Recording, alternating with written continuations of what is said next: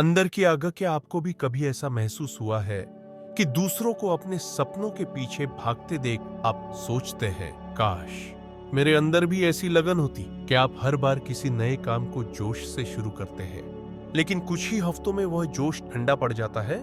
अगर हाँ, तो यह कहानी आपके लिए है। यह कहानी है लुक्स की, जिसने अपनी असली प्रेरणा को खोजने की राह शुरू की। पहला कदम, जुनून, हमें स्वाभाविक ऊर्जा और प्रेरणा देता है। लुकस हमेशा सोचता था कि उसके अंदर वो आग क्यों नहीं है जो दूसरों में दिखती है। वह नए नए काम शुरू करता, लेकिन जल्दी ही उनका आकर्षण खत्म हो जाता तो सुनिए खत्म हो जाता। एक शाम एक कैफे में बैठा, उसने सड़क पर एक संगीतकार को गाते सुना।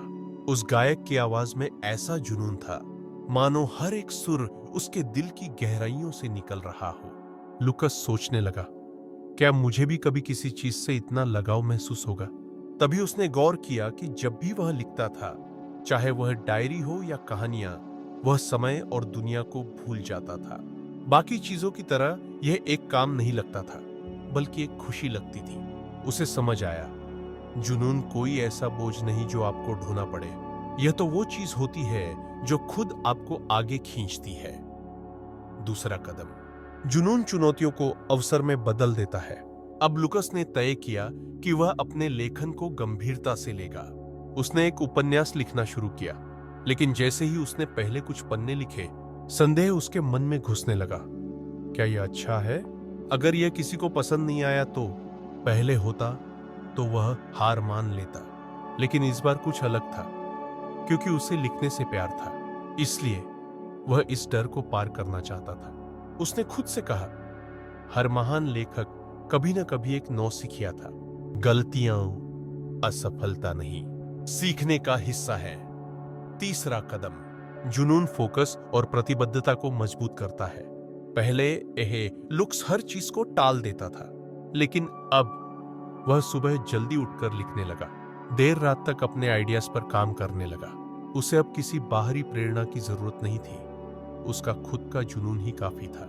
वह छोटे छोटे लक्ष्य बनाने लगा, हर हफ्ते एक नया चैप्टर खत्म करना, एक लेखन समूह में शामिल होना और प्रतियोगिताओं में अपनी कहानियां भेजना। जैसे जैसे वह आगे बढ़ता गया, उसका जोश और मजबूत होता गया।